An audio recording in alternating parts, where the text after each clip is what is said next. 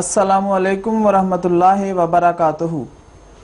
ناظرین، اللہ تعالیٰ سورۃ الاعراف کی آیت نمبر 158 میں ارشاد فرماتا ہے، اعوذ باللہ من الشیطان الرجیم، بسم اللہ الرحمن الرحیم، الذین یتبعون الرسول النبی الامی الذی یجدونہ مکتوبا عندہم فی التوراۃ والانجیل، کہ وہ لوگ جو ہمارے اس رسول صلی اللہ علیہ وآلہ وسلم کی اتباع کرتے ہیں، جو نبی ہے اور امی ہے، جس کا ذکر تورات اور انجیل میں ان کے پاس لکھا ہوا موجود ہے۔ ناظرین، یہ آیت اشارہ کر رہی ہے کہ حضرت موسیٰ علیہ السلام نے تورات میں اور حضرت عیسیٰ علیہ السلام نے انجیل میں ایک عظیم الشان نبی کی پیشگوئی یا بشارت دی تھی۔ چنانچہ جب وہ نبی، عظیم الشان نبی رسول اکرم صلی اللہ علیہ وآلہ وسلم کی صورت میں ظاہر ہوا تو انہی یہودیوں میں سے ایک طبقے نے تو آپ کی پیروی کی، آپ پر ایمان لائے، اور عیسائیوں میں سے بھی ایک طبقے نے رسول اکرم صلی اللہ علیہ وآلہ وسلم کی اتباع کی اور آپ پر ایمان لائے۔ آج ہم نے یہ جو پروگرام ترتیب دیا ہے، اس پروگرام میں ہم حضرت موسیٰ علیہ السلام کی جو تورات میں پیشگوئیاں بیان ہوئی ہیں، اور اسی طرح حضرت عیسیٰ علیہ السلام نے جو انجیل میں ایک عظیم الشان نبی کی بشارات دی تھیں، اس حوالے سے ترتیب دیا ہے۔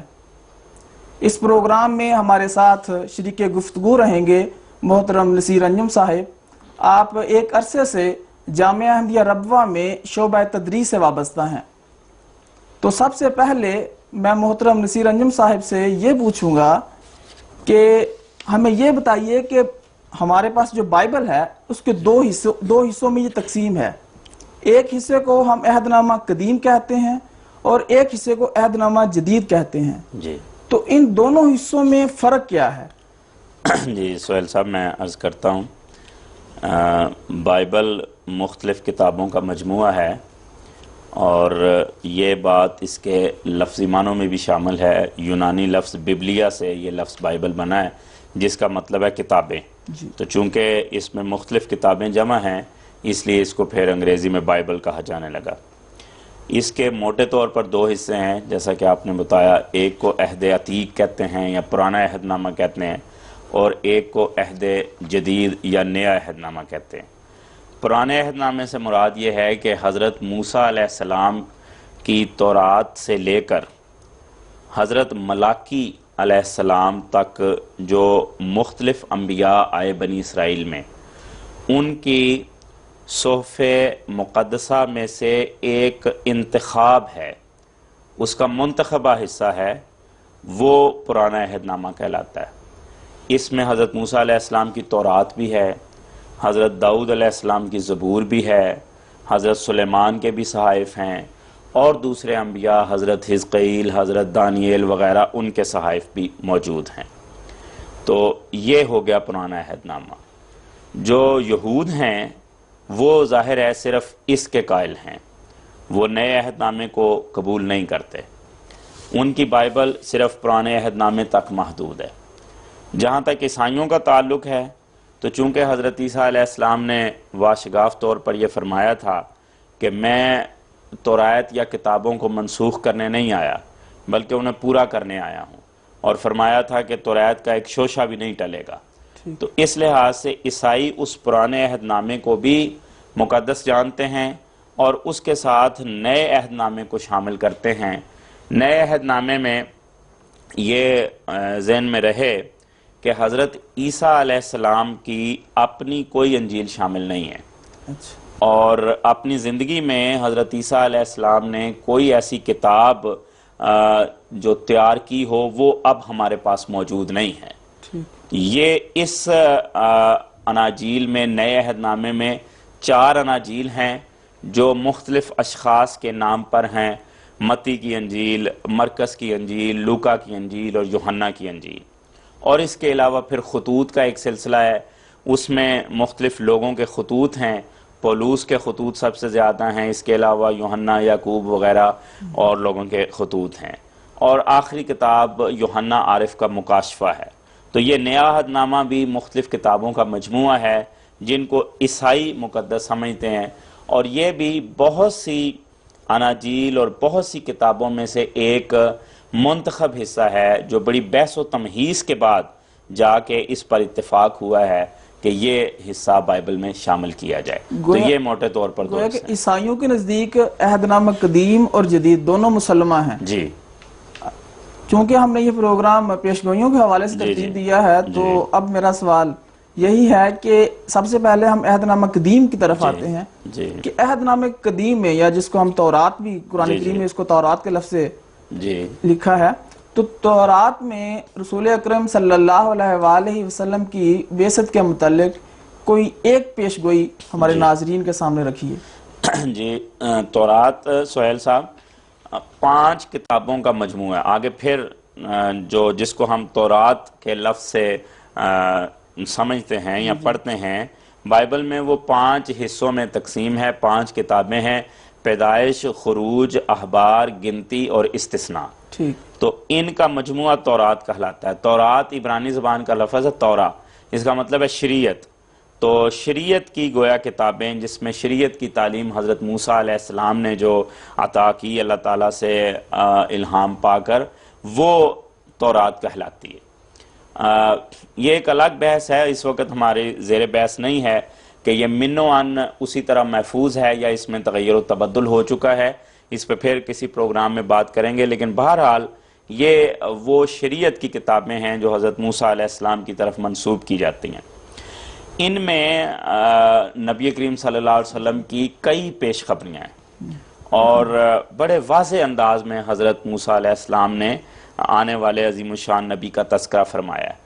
ان میں سے ایک پیشگوئی جس کا آج اس پروگرام میں ہم ذکر کرنا چاہتے ہیں وہ استثناء کی کتاب میں ہے اور 18ویں باب میں ہے، اور 18ویں ہی آیت ہے۔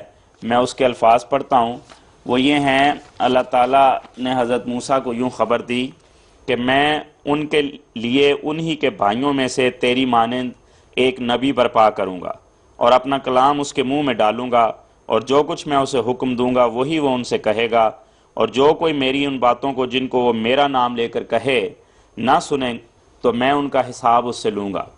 لیکن جو نبی گستاخ بن کر کوئی ایسی بات میرے نام سے کہے جس کے کہنے کا میں نے اس کو حکم نہیں دیا، یا اور معبودوں کے نام سے کچھ کہے، تو وہ نبی قتل کیا جائے۔ یہ ایک پیشگوئی ہے جو اپنے اندر کافی تفصیل اور کافی علامات رکھتی ہے، اور یہ خدا تعالیٰ کے فضل سے اس کے مصداق حضرت محمد مصطفیٰ صلی اللہ علیہ وسلم کے سوا اور کوئی قرار نہیں پاتے۔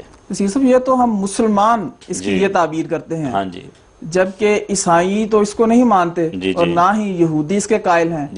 تو ہم کس طرح یہ ثابت کر سکیں گے کہ یہ پیشگوئی عین رسول اکرم صلی اللہ علیہ وآلہ وسلم پر چسپاں ہوتی ہے اور وہی اس کے حقیقی مصداق ہیں؟ جی، آپ نے درست کہا۔ جہاں تک یہود کا تعلق ہے، وہ کہتے ہیں کہ یہ پیشگوئی حضرت یوشع علیہ السلام کے متعلق ہے، جو حضرت موسیٰ علیہ السلام کے جانشین تھے، اور ان کے فوراً بعد انہوں نے جماعت کا نظم و نسق سنبھالا۔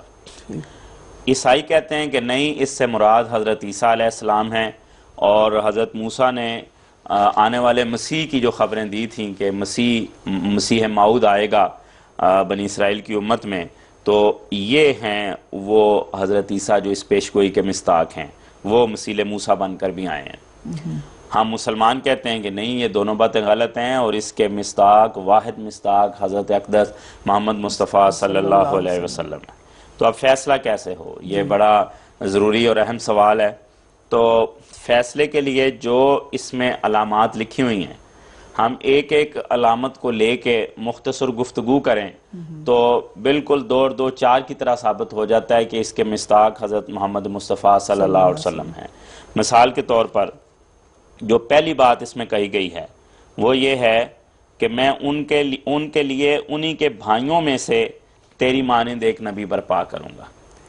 اب اس پہ عیسائی بحث کرتے ہیں، وہ کہتے ہیں جی دیکھیں، یہاں حضرت موسیٰ علیہ السلام بنی اسرائیلی تھے، اور ان کو یہ کہا جا رہا ہے کہ تیرے بھائیوں میں نبی آئے گا، یعنی بنی اسرائیل میں سے نبی آنا چاہیے۔ تو حضرت عیسیٰ علیہ السلام بنی اسرائیلی ہیں، گو باپ تو ان کے نہیں تھے، لیکن والدہ چونکہ ان کی بنی اسرائیل سے تعلق رکھتی تھی، اس لیے وہ اس پیش گوئی کے مستحق ہیں۔ تو ہم کہتے ہیں کہ نہیں، اس سے مراد بنی اسماعیل ہیں، جو حضرت ابراہیم علیہ السلام سے یہ سلسلہ چلتا ہے۔ ان کے دو بیٹے تھے، حضرت اسحاق علیہ السلام اور حضرت اسماعیل علیہ السلام۔ تو حضرت اسحاق علیہ السلام کے بیٹے تھے حضرت یعقوب علیہ السلام۔ آگے حضرت یعقوب کے پھر 12 بیٹے ہوئے، جو آگے 12 قوموں میں بن گئے، اور ان کو بنی اسرائیل کہا جاتا ہے، کیونکہ حضرت یعقوب کا ایک لقب اسرائیل تھا، تو ان کی اولاد بنی اسرائیل کہلاتی ہے۔ تو گویا یہ حضرت اسحاق والی لائن میں اللہ تعالیٰ کے انبیاء پے در پے آتے رہے اور یہ بنی اسرائیل قرار پائے۔ جو دوسری شاخ تھی بنو اسماعیل، جو حضرت اسماعیل علیہ السلام کے بیٹے، بائبل بتاتی ہے کہ ان کے بھی 12 بیٹے ہوئے، اور وہ بھی قوموں میں تبدیل ہو گئے، اور یہ بنی اسماعیل کہلائے۔ یہ اللہ تعالیٰ نے پیش گوئی جو بیان فرمائی، تو اس میں بنی اسرائیل کے لیے ایک تنبیہ تھی اور واضح پیغام تھا کہ پے در پے اللہ تعالیٰ نے تمہارے اندر نبی بھیجے، لیکن تم نے ہر نبی کے ساتھ استہزاء کا سلوک کیا اور ان کی قدر نہ کی۔ قرآن مجید بھی اس کی طرف اشارہ کرتا ہے کہ ما یاتیہم من رسول الا کانوا بہ یستہزئون، کہ ہر نبی جو ان کی طرف آیا وہ اس سے استہزاء کا سلوک کرتے رہے۔ تو اللہ تعالیٰ فرماتا ہے کہ دیکھو تم نے اتنے نبیوں کی بے قدری کی، اب میں یہ نعمت تم سے لے کر ایک اور قوم میں دوں گا، اور تمہارے بھائیوں میں اب نبوت منتقل ہوگی، جو دوسری شاخ تھی بنی اسماعیل، جو حضرت اسحاق کے بھائی تھے، تو اس لحاظ سے بنی اسرائیل بنی اسماعیل کے بھائی ہوئے۔ تو اب یہ نبوت ان میں چلی جائے گی اور ان میں ایک عظیم الشان نبی آئے گا۔ چنانچہ بائبل کو جب ہم پڑھتے ہیں پیدائش میں، تو پیدائش میں حضرت اسماعیل کے لیے یہ الفاظ موجود ہیں کہ وہ اپنے بھائیوں کے درمیان بسا رہے گا۔ تو گویا حضرت اسماعیل علیہ السلام کو بنی اسرائیل کا بھائی قرار دیا گیا بائبل میں ہی۔ تو یہاں ہم یہ حق بجانب ہیں کہ چونکہ بنی اسرائیل نے انبیاء کی ناقدری کی، تو پھر خدا تعالیٰ نے کہا کہ اب یہ انعام تمہارے بھائیوں میں جائے گا، اور جب من حیث القوم پوری بنی اسرائیل کو مخاطب کیا جائے کہ تمہارے بھائیوں میں انعام چلا جائے گا، تو پھر بنی اسرائیلی مراد نہیں ہو سکتے۔ اگر تو یہ کہا جاتا کہ مثال کے طور پر جو بنی یعقوب ہیں یا بنی یوسف ہیں، ان کو کہا جاتا کہ بنی بن یامین میں چلی جائے گی تمہارے بھائیوں میں، صرف بنی یوسف کو الگ کر کے، پھر تو بات نکلتی تھی۔ 12 قبائل میں کوئی تقسیم کیے بغیر یہ کہا جائے کہ اے قوم بنی اسرائیل، اب نبوت تمہارے بھائیوں میں جانے والی ہے، تو لازمی بات ہے ان کے قومی بھائی مراد ہوں گے۔ اور اس کا سیاق کلام بھی یہی ثابت کرتا ہے کہ انہوں نے یہ کہا تھا کہ اب ہم کوئی ایسا نبی نہیں دیکھنا چاہتے، جیسا حضرت موسیٰ علیہ السلام آئے، ان کو پہاڑ پر لے کے گئے، خدا تعالیٰ کا جلوہ ہوا، وہ بے ہوش ہو گئے۔ تو انہوں نے کیا کہا، یہ جو پیش گوئی کے الفاظ ہیں نا، باب 18 آیت 18 میں نے پڑھی تھی، اس سے پیچھے پڑھتا ہوں، سیاق کلام کیا ہے۔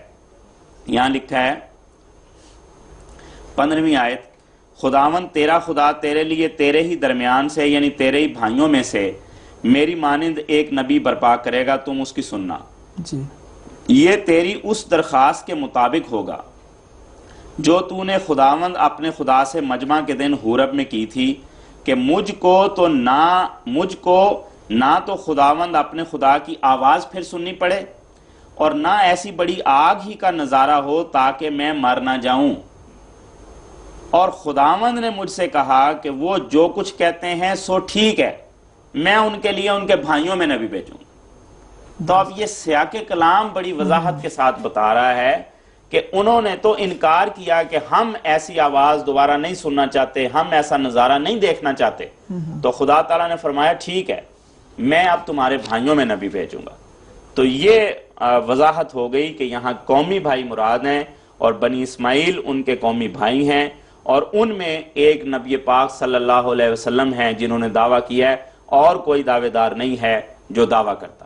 تو یہ پہلی علامت واضح طور پر بتاتی ہے کہ یہ پیش گوئی نبی کریم صلی اللہ علیہ وسلم کے متعلق۔ تو نصیر صاحب اسی حصے میں جو اگلا حصہ ہے اسی آیت کا، اس میں ہے کہ تیری مانند، ہاں جی، گویا کہ جو آنے والا نبی ہے وہ حضرت موسیٰ علیہ السلام کی مانند ہوگا جی۔ تو عیسائی جو کہتے ہیں کہ عیسیٰ علیہ السلام اس پیشگوئی کے مصداق ہیں جی۔ اور وہ جو اناجیل ہیں اس کو شریعت کے طور پر پیش کرتے ہیں کہ گویا کہ یہ بھی جس طرح سے موسیٰ علیہ السلام ایک شریعت لے کر آئے تھے تو عیسیٰ علیہ السلام بھی ایک شریعت لے کر آئے ہیں، تو اس کو ہم کس طرح یہ ثابت کر سکتے ہیں کہ حضرت عیسیٰ نہیں بلکہ رسول اکرم صلی اللہ علیہ وآلہ وسلم ہی اس کے مصداق ہیں؟ میں عرض کرتا ہوں، پادری فنڈر صاحب نے بھی اس پیشگوئی پر جس پہ میں پہلے بات کر رہا تھا، وہ کہتے ہیں جناب یہ بھائیوں سے مراد بنی اسرائیلی ہیں، وہ پہلے میں بیان کر دوں پھر اگلی بات کی طرف آتا ہوں، اور دلیل یہ دی ہے کہ یہاں تیرے ہی درمیان بھی لکھا ہوا ہے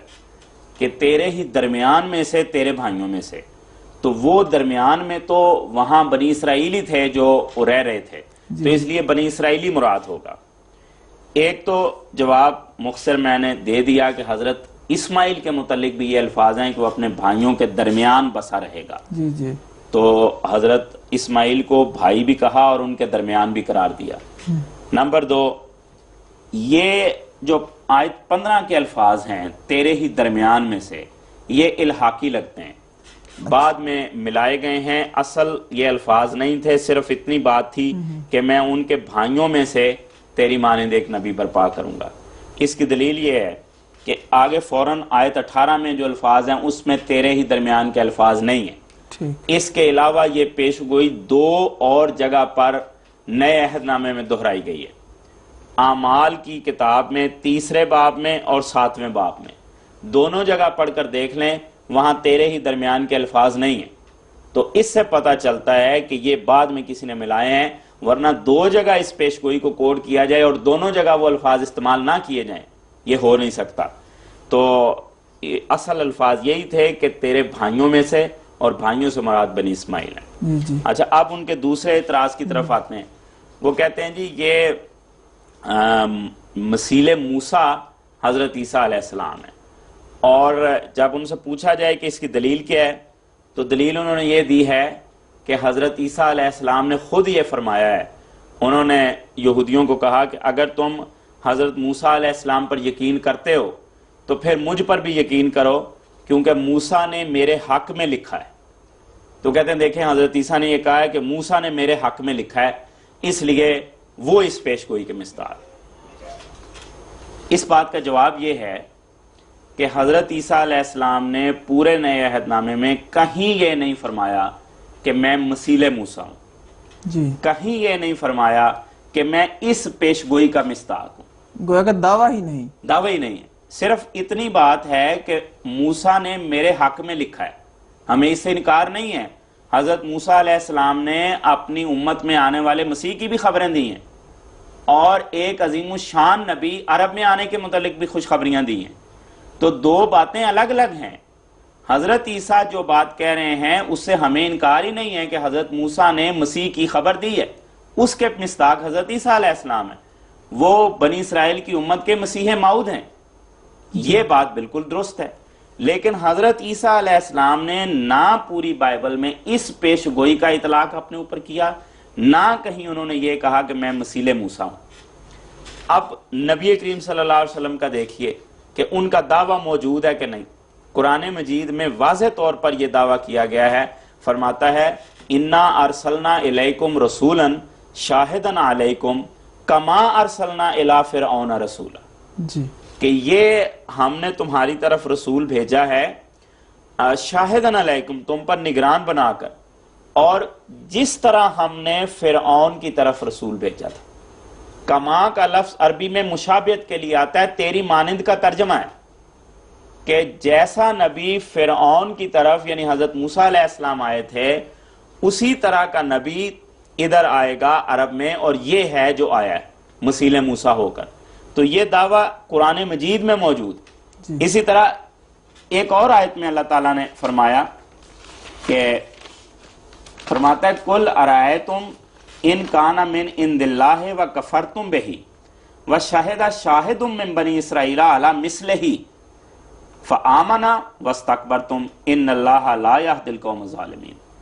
کہ دیکھو تو صحیح کہ اگر یہ خدا کی طرف ہے اور تم اس کا انکار کر رہے ہو تو یہ کتنی بڑی بات ہوگی. وَشَهِدَ شَاهِدٌ مِّن بَنِي إِسْرَائِيلَ عَلَى مِثْلِهِ، اور بنی اسرائیل میں سے ایک گواہ اس کی گواہی دے چکا ہے اپنے مثیل ہونے کے متعلق کہ میرا مثیل آئے گا. تو عین اس پیش گوئی کی طرف قرآن مجید اشارہ کر رہا ہے. جی جی. اور فرماتا ہے فآمنا، وہ تو ایمان لایا، یعنی اس نے یہ خبر دی اور یہ رسول اس کی پیش گوئی کو سچا ثابت کر رہا ہے. وَكَفَرْتُمْ، تم انکار کر رہے ہو. تو یہ کیسی بات ہوگی؟ وَاسْتَكْبَرْتُمْ، تم تکبر سے کام لے رہے ہو، نہیں مانتے. إِنَّ اللَّهَ لَا يَهْدِي الْقَوْمَ الظَّالِمِينَ، اللہ تعالیٰ ایسی ظالم قوم کو ہدایت نہیں دیتا. تو یہ قرآن مجید نے دوبارہ واضح طور پر یہ دعویٰ کیا. تو اب دعوے کے لحاظ سے دیکھیں تو پھر بھی نبی کریم صلی اللہ علیہ وسلم وسیلہ موسیٰ بنتے ہیں، حضرت عیسیٰ نہیں. اگر حالات و واقعات کے لحاظ سے دیکھیں تو حضرت موسیٰ علیہ السلام کی زندگی کا خلاصہ کوئی بھی ایک عقل مند آدمی جب پڑھتا ہے پرانا عہد نامہ اور توریت کی کتابیں تو وہ 3-4 حرفوں میں یہ نکالے گا. کمزوری سے آپ کا سفر شروع ہوا، لیکن پھر خدا تعالیٰ نے آپ کی زندگی میں آپ کو غلبہ عطا کیا اور آپ کے دشمن ناکام و نامراد ہوئے، اللہ تعالیٰ نے آپ کو سلطنت عطا کی. تو یہ حضرت موسیٰ علیہ السلام کی زندگی کا خلاصہ بنتا ہے. حضرت محمد مصطفیٰ صلی اللہ علیہ وسلم کی زندگی بھی بعین ہی اس کا خلاصہ یہ ہے. کمزوری سے آپ کا سفر شروع ہوا، مکہ میں شدید مخالفت ہوئی، آپ ہجرت کر کے مدینہ چلے گئے، آپ کی قوم بھی وہاں پہنچ گئی، وہاں اللہ تعالیٰ نے آپ کی زندگی میں آپ کو غلبہ عطا کیا، آپ کو سلطنت عطا ہوئی، آپ کے دشمن ہلاک ہوئے. حضرت موسیٰ علیہ السلام نے اپنی قوم کو ہجرت کر کے لے گئے مصر سے اور فلسطین جا پہنچے. نبی کریم صلی اللہ علیہ وسلم مکہ سے لے گئے اپنی قوم کو مدینہ جا پہنچے. جس طرح وہاں فرعون آپ کا پیچھا کرتے ہوئے غرقاب ہوا، یہاں آپ کے دشمن ابو جہل آپ کا پیچھا کرتے ہوئے بدر تک آئے اور یہاں یہ لوگ بدر کے میدان میں مارے گئے اور سارے بڑے بڑے دشمن آپ کی زندگی میں ناکام و نامراد ہوئے. تو بالکل مماثلت نظر آتی ہے. اب حضرت عیسیٰ علیہ السلام کو جب ہم اس اینگل سے دیکھتے ہیں تو وہ بالکل پورے نہیں اترتے. ان کا سفر مظلومیت سے شروع ہو کر مظلومیت پہ ہی ختم ہوتا ہے، اور مظلومیت ہے کہ بڑھتی چلی جاتی ہے. انہوں نے دعویٰ کیا، لوگوں نے مانا نہیں، بلکہ پکڑ کر سولی پہ لٹکا دیا اور مار دیا. یہ وہ دعویٰ ہے جس کو عیسائی بھی مانتے ہیں اور یہودی بھی کہتے ہیں. تو کہاں وہ جو حضرت موسیٰ علیہ السلام جن کے دشمن ناکام ہوئے، جن کو غلبہ ملا، سطوت نصیب ہوئی، یہاں تو کچھ بھی نہیں ہے. یہاں تو غلبہ اور جبروت اور سلطنت ساری غیروں کے پاس ہے. حضرت عیسیٰ علیہ السلام کو تو یہ باتیں جو وہ نقشہ جو عیسائیوں کا پیش کرتا ہے، حضرت عیسیٰ علیہ السلام کی وہ تصویر جو عیسائی پیش کرتے ہیں، تو کچھ بھی نہیں ہے مظلومیت کے سوا. تو اس مشابہت کے حقدار وہ ہرگز قرار نہیں پاتے. تیسرا ایک اہم بات ہے شارع ہونے کے لحاظ سے. جس طرح حضرت موسیٰ علیہ السلام نے نئی شریعت پیش کی اور وہ ہے جو تورات کی شریعت ہے، انہوں نے کہا یہ میں کسی پرانے نبی کے مرید نہیں بن کر آئے تھے، کسی کے تابع نہیں بن کے آئے تھے، ایک آزاد نبی تھے. تو حضرت محمد مصطفیٰ صلی اللہ علیہ وسلم نے بھی اسی طرح ایک نئی شریعت پیش کی قرآن مجید کی شکل میں. تو حضرت عیسیٰ علیہ السلام کا معاملہ یہاں بھی بالکل اور ہے. حضرت عیسیٰ علیہ السلام نے کوئی نئی شریعت پیش نہیں کی. اگر کوئی کہتا ہے کہ حضرت عیسیٰ نے انجیل میں تعلیم دی ہے اور مثال کے طور پر بعض حصوں کو پیش کرتے ہیں کہ پہلے تم سے یہ کہا گیا تھا، میں تم سے یہ کہتا ہوں کہ ایسا کرو، تو یہ ہرگز نئی شریعت نہیں ہے. حضرت مسیح کے یہ الفاظ ہر ایک کو سمجھانے کے لیے کافی ہیں جو میں نے پہلے بھی پڑھے. وہ کہتے ہیں کہ میں تورات یا کتابوں کو منسوخ کرنے نہیں آیا، ان کو پورا کرنے آیا ہوں، اور قیامت تک تورات کا ایک شوشہ بھی نہیں ٹلے گا. تو کیسے نئی شریعت کا دعویٰ ان کی طرف منسوب کیا جا سکتا ہے؟ کیسے نئی شریعت کی بات منسوب کی جا سکتی ہے؟ یہ جو حصہ ہے کہ پہلے تم سے یہ کہا گیا تھا، میں تم سے یہ کہتا ہوں، یہ وہ اس امت کے حکم عدل بن کر آئے تھے. جب وہ آئے تھے تو حضرت موسیٰ علیہ السلام کو گئے ہوئے 1400 سال ہو چکے تھے. ان کے بہت سے فرقے بن گئے تھے، بہت سے اختلاف ہو گئے تھے. تو حکم عدل کا یہ کام ہے کہ جو ان میں سے صحیح بات ہے وہ بتائے کہ تم یہ نہ کرو، یہ کام کرو. تو وہ شریعت نہیں بدل رہے تھے، بلکہ ان کے اختلافات میں سے جو صحیح بات تھی، جو عین حضرت موسیٰ اور تورات کے مطابق بات تھی، وہ اس پہ انگلی رکھتے تھے کہ یہ اختیار کرو اور باقی چھوڑ دو. تو ان کو نئی شریعت کا لانے والا ہرگز قرار نہیں دیا جا سکتا. تو یہ ثابت ہوا کہ تیری مانند کی علامت وہ واضح طور پر حضرت محمد مصطفیٰ صلی اللہ علیہ وسلم پر پوری اترتی ہے، حضرت عیسیٰ پر نہیں. نصیر صاحب، یہ تو عیسائیوں کے حوالے سے ہم نے بات کی. اب یہودی جو ہیں وہ یوشع بن نون کو اس پیش گوئی کا جو مصداق کہتے ہیں، تو تیری مانند کے الفاظ وہ ہم کس طرح ثابت کر سکتے ہیں کہ یوشع بن نون میں یہ وہ بات نظر نہیں آتی؟ بالکل ٹھیک ہے جی. اسی طرح دیکھیں ان کا دعویٰ کوئی نہیں ہے. سب سے پہلے تو دعویٰ دیکھنا چاہیے نا کہ جس کو ہم مصداق قرار دے رہے ہیں، کیا ہم ہی اس کو کھڑا کر رہے ہیں یا وہ بھی اپنی زندگی میں یہ سمجھتا تھا، یہ کہتا تھا کہ میں اس پیش گوئی کا مصداق ہوں. تو حضرت یوسیٰ کا بھی دعویٰ کوئی نہیں ہے. اور دوسرے استثناء کا جو آخری چیپٹر ہے، یہ بائبل میرے سامنے ہے، اس میں دیکھیں وہ 34واں چیپٹر جہاں پہ یہ ختم ہو رہی ہے، یہ لکھا ہے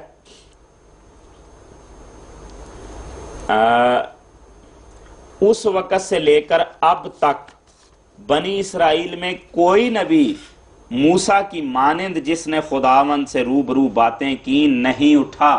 یہ تو ہمارا صاف واضح ہے. اور یہ بھی بتاتا ہے کہ یوشع تو حضرت موسیٰ کے فوراً بعد تھے نا، لیکن یہ کہتا ہے کہ اس وقت سے لے کر آج تک، یہ لمبا عرصہ اس میں نظر آ رہا ہے کہ ایک لمبا عرصہ گزر گیا. کئی چھوٹے چھوٹے نبی آئے لیکن حضرت موسیٰ جیسا نبی کوئی نہیں آیا.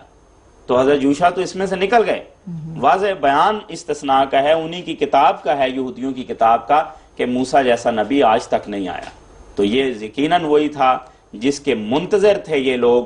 اور جیسا کہ آپ نے بتایا کہ جب آپ ظاہر ہوئے تو عرب میں کئی یہودی جو ارد گرد سے آ کر آباد ہو گئے تھے، ان میں سے بعض نیک سعید فطرت جو لوگ تھے انہوں نے قبول بھی کیا یہود میں سے. تو نصیر صاحب، اسی پیشگوئی کے آگے جو الفاظ آتے ہیں کہ اور اپنا کلام اس کے منہ میں ڈالوں گا، تو یہ اس کلام سے کیا مراد ہے؟ کلام سے مراد گویا کہ شریعت ہم کہہ سکتے ہیں، جس طرح موسیٰ علیہ السلام شریعت لے کر آئے تھے، تو آنے والا جو نبی ہوگا وہ بھی اسی طرح ایک شریعت کا حامل ہوگا. بالکل. اور بڑا دو ٹوک طور پر یہ بات نبی کریم پر اپلائی ہوتی ہے لفظوں کے لحاظ سے بھی. میں اپنا کلام اس کے منہ میں ڈالوں گا. ان الفاظ پہ غور کریں. اس سے مراد یہ ہے کہ وہ نبی جو کلام کرے گا لوگوں سے، وہ کلام اللہ ہوگا. وہ اپنا کلام نہیں کرے گا، وہ خدا تعالیٰ کا کلام پیش کرے گا. اب جو قرآن مجید ہے، جو شریعت محمدی جو محمد مصطفیٰ صلی اللہ علیہ وسلم نے پیش کی ہے، وہ بسم اللہ کی بے سے لے کر والناس کی سین تک کلام اللہ ہے. اس میں محمد مصطفیٰ صلی اللہ علیہ وسلم کا ایک لفظ ہی نہیں ہے. تو بین ہی اس پیشگوئی کے الفاظ پورے ہو رہے ہیں. اور یہاں یہ امتیاز ہے قرآن مجید کا. اور جتنی بھی آسمانی کتابیں ہیں، کوئی ایک کتاب بھی موجود نہیں ہے جو شروع سے آخر تک صرف کلام الہی پر مشتمل ہو اور براہ راست اس میں خدا تعالیٰ کا کلام. جو دیگر کتابیں ہیں یہ ہم پڑھ رہے ہیں، اس میں یقیناً خدا کا کلام ہے، اسی لیے ہم اس پیشگوئی پہ گفتگو بھی کر رہے ہیں. لیکن اس میں انسانوں کا کلام بھی ہے اور انسانوں نے اپنے الفاظ میں لکھا ہوا ہے. براہ راست یہ خدا کا کلام نہیں ہے. جبکہ وہ علامت کہہ رہی ہے کہ اس کے لبوں سے براہ راست خدا کا کلام جاری ہوگا. اور کس شاندار طریقے سے قرآن مجید کی صورت میں یہ پیشگوئی پوری ہو رہی ہے. درست. گویا کہ ہم ان کو کتاب اللہ تو کہہ سکتے ہیں، کلام اللہ نہیں کہہ سکتے. کلام اللہ صرف اس وقت قرآن مجید کی شکل میں ہمارے پاس موجود ہے. بالکل درست کہا. اور اس پیشگوئی کے جو آگے الفاظ آتے ہیں وہ یہ ہیں کہ جو کچھ میں اسے حکم دوں گا وہی وہ ان سے کہے گا. کیا قرآن کریم کی کوئی آیت یا رسول اکرم صلی اللہ علیہ وآلہ وسلم کی کوئی حدیث اس طرف دلالت کر رہی ہے؟ یہ میں عرض کرتا ہوں، اس میں پھر ایک ایسی فیصلہ کن علامت ہے جو بتا دیتی ہے کہ یہ سوائے نبی کریم صلی اللہ علیہ وسلم کے اور اس کے مصداق کوئی نہیں ہے. یہ کمال کی طرف اشارہ کر دیا ہے کہ جو کچھ میں اسے کہوں گا وہ سب ان سے کہے گا، کچھ پیچھے نہیں چھوڑے گا. اب دیکھیں حضرت عیسیٰ کو وہ پیش کرتے ہیں تو حضرت عیسیٰ نے تو صاف یہ کہا کہ مجھے تم سے اور بھی باتیں کہنی ہیں لیکن ابھی تم ان کی برداشت نہیں کر سکتے. ہاں جب وہ روح حق آئے گا تو وہ سچائی کی تمام راہیں تم پہ کھولے گا. تو حضرت عیسیٰ تو خود اپنے بعد ایک اور کامل وجود کی خبر دے رہے ہیں، لیکن یہ نبی پاک صلی اللہ علیہ وسلم ہے جنہوں نے آ کر یہ دعویٰ کیا کہ الیوم اکملت لکم دینکم واتممت علیکم نعمتی ورضیت لکم الاسلام دینا، کہ آج میں نے تم پر دین مکمل کر دیا، نعمت تمام ہو گئی اور دین اسلام تمہارے لیے پسند کیا خدا تعالیٰ نے۔ تو یہ کامل دین لانے والے، ساری باتیں بتا دینے والے صرف اور صرف محمد مصطفیٰ صلی اللہ علیہ وسلم ہیں، اور اسی کا اظہار حضور نے اظہار حجۃ الوداع کے موقع پر کیا۔ جب سارے لوگ 1,00,000 کا مجمع تھا تو آپ نے فرمایا الا هل بلغت، تو سب نے کہا نام، کہ یا رسول اللہ جو خدا نے آپ کو دیا تھا آپ نے آگے پہنچا دیا، اور تبلیغ کا، ابلاغ کا حق آپ نے ادا کر دیا اور کچھ بھی پیچھے نہیں چھوڑا۔ نصیر صاحب، اسی طرح قرآن کریم نے جو یہ پیشگوئی کے الفاظ ہیں وہ اس طرح بھی پورے ہوتے ہمیں نظر آ رہے ہیں کہ جو اللہ تعالیٰ نے رسول اکرم صلی اللہ علیہ وآلہ وسلم کو حکم دیا کہ یا ایھا الرسول بلغ ما انزل الیک، کہ اے رسول تو سب کچھ لوگوں تک وہ پیغام پہنچا دے جس کا میں تجھے حکم دے رہا ہوں۔ تو یہ جو الفاظ ہیں کہ کوئی باتوں کو جن کو وہ میرا نام لے کر کہے گا اور جو کچھ میں اسے حکم دوں گا وہی وہ ان سے کہے گا، تو یہ بیان ہی وہی الفاظ ہیں جو قرآن کریم کی صورت میں نظر آ رہے ہیں۔ نصیر صاحب، اس پیشگوئی کے جو آخری حصہ ہے اب اس کے متعلق میں آپ سے پوچھنا چاہوں گا کہ اس میں یہ الفاظ آتے ہیں کہ جو نبی گستاخ بن کر کوئی ایسی بات میرے نام سے کہے جس کے کہنے کا میں نے اس کو حکم نہیں دیا، یا اور معبودوں کے نام سے کچھ کہے تو وہ نبی قتل کیا جائے گا۔ تو یہ الفاظ کس طرح ہمیں رسول اکرم صلی اللہ علیہ وسلم کی زندگی میں پورا ہوتے نظر آتے ہیں؟ شاندار الفاظ ہیں اور تحدی کی گئی ہے کہ جھوٹا نبی قتل ہوگا۔ جی آپ غور کریں سہیل صاحب، اس سے پہلے یہ بیان کیا گیا ہے کہ سچے کے دشمن ہلاک ہوں گے، کہ جو ان باتوں کو نہیں مانے گا جو وہ میرا نام لے کر کہے گا تو میں اس سے اس کا حساب لوں گا۔ تو یہاں مراد پہلے سچے نبی کا ذکر ہوا کہ جو اس کو نہیں مانے گا میں ان کی خبر لوں گا، جس طرح محمد مصطفیٰ صلی اللہ علیہ وسلم کے دشمنوں کی خوب خبر خدا تعالیٰ نے لی۔ اور اس کے بعد یہ فرمایا کہ یہ تو سچے کی ساری علامتیں ہوں گی، جو جھوٹا کھڑا ہو جائے اور کہے کہ میں خدا کا نبی ہوں اور خدا نے نہ کھڑا کیا ہو تو وہ پھر نبی قتل کیا جائے گا۔ جی تو اب دیکھیں نبی پاک صلی اللہ علیہ وسلم تو کھڑے ہوئے، انہوں نے کہا میں نبی اللہ ہو کر آیا ہوں، علی الاعلان کہا، تو کیا خدا تعالیٰ نے ان کو قتل ہونے دیا؟ کیا خدا تعالیٰ نے ان کو تباہ و برباد کیا؟ نہیں، بلکہ خدا تعالیٰ نے ان کو ہر دشمن کے حملے سے بچایا۔ دشمن نے آپ کو قتل کرنے کی، ختم کرنے کی ہر تدبیر کر لی، آپ کو جنگوں میں گھسیٹا گیا، آپ کو زہر دے کے ہلاک کرنے کی کوشش کی گئی، آپ کو پتھر گرا کے ہلاک کرنے کی کوشش کی گئی، اور جو ذریعہ لالچ دی گئی، خوف دلایا گیا، ہر ذریعے سے آپ کو ختم کرنے کی کوشش کی گئی، لیکن وہ اس میں کامیاب نہیں ہوئے۔ اور قرآن مجید نے بھی اپنے انداز میں ایک اور پیشگوئی کی تھی کہ واللہ یعصمک من الناس، کہ اللہ تعالیٰ تجھے ان لوگوں سے بچائے گا، یہ ایڑی چوٹی کا زور لگا لیں پھر بھی نہیں قتل کر سکیں گے، اور ایسے ہی ہوا۔ اور اس پیشگوئی کے مصداق آپ قرار پائے۔ 29ویں سپارے میں بھی اللہ تعالیٰ نے بھی یہی علامت سچے نبی کی بیان کی ہے کہ لو تقول علینا بعض الاقاویل لاخذنا منہ بالیمین ثم لقطعنا منہ الوتین فما منکم من احد عنہ حاجزین، کہ اگر یہ رسول محمد مصطفیٰ صلی اللہ علیہ وسلم ہماری طرف ایک بھی جھوٹی بات منسوب کرتا اور ہم کیا کرتے، ہم اس کو دائیں ہاتھ سے پکڑ لیتے پوری قوت سے، اور پھر اس کی رگیں جان کاٹ دیتے، اور تم میں سے کوئی بھی اس کو اس سزا سے نہ بچا سکتا۔ کیسی تحدی ہے، کیسا شاندار کلام ہے۔ اس کے باوجود اللہ تعالیٰ نے حضرت محمد مصطفیٰ صلی اللہ علیہ وسلم کو نہ صرف یہ کہ قتل نہیں ہونے دیا، ناکام و نامراد نہیں کیا، بلکہ آپ کو سبزی دکھائی، آپ کو پھل پھول لگائے، آپ کو کامیابی پہ کامیابی عطا کی، آپ کو غلبہ عطا کیا۔ تو اس پیشگوئی کے مصداق اور کون بنتے ہیں؟ اب ذرا دوسرا رخ دیکھیں حضرت عیسیٰ علیہ السلام، وہ تو ان کے نقطہ نظر سے جو یہود اور عیسائی پیش کرتے ہیں جھوٹے نبی قرار پاتے ہیں، کیونکہ وہ تو قتل ہو گئے، سولی پہ چڑھ گئے، اور عیسائی کہتے ہیں کہ وہ فوت ہو گئے، 3 دن تک مرے رہے اور اس کے بعد زندہ ہوئے۔ تو پیشگوئی کیا کہتی تھی کہ سچے کے دشمن ہلاک ہوں گے اور جھوٹا خود ہلاک ہوگا۔ تو یہاں کیا معاملہ نکلا؟ دشمن بچے رہے اور نعوذ باللہ یسوع مسیح وہ ہلاک ہو گئے۔ تو کجا ان کو اس پیشگوئی کا مصداق بنائیں ان کے پوائنٹ آف ویو سے، تو وہ سچے نبی بھی قرار نہیں پاتے۔ تو یہ محمد مصطفیٰ صلی اللہ علیہ وسلم ہیں جو خدا کے فضل سے ہر آزمائش میں پورے اترے اور خدا تعالیٰ نے ان کو زندہ رکھا، پوری عمر گزار کر، غلبہ دیکھ کر خدا کے حضور حاضر ہوئے۔ یقیناً وہی اس کے مصداق ہیں، اور عیسائیوں سے ہماری یہ درخواست ہے کہ للہ اس پہ غور کریں۔ آپ کی کتاب آپ کو ایک اور عظیم الشان نبی کی خبر دے رہی ہے، ہم آپ کو بتاتے ہیں کہ وہ ظاہر ہو چکا۔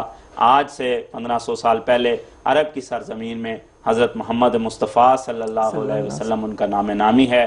اللہم صلی علی محمد و علی آل محمد۔ شکریہ نصیر صاحب، آپ وقت نکال کر ہمارے پروگرام میں شامل ہوئے۔ ناظرین، انشاءاللہ ہم اگلے پروگرام میں ایک اور پیشگوئی کے ساتھ حاضر ہوں گے، تب تک کے لیے اجازت دیجیے۔ اللہ نگہبان۔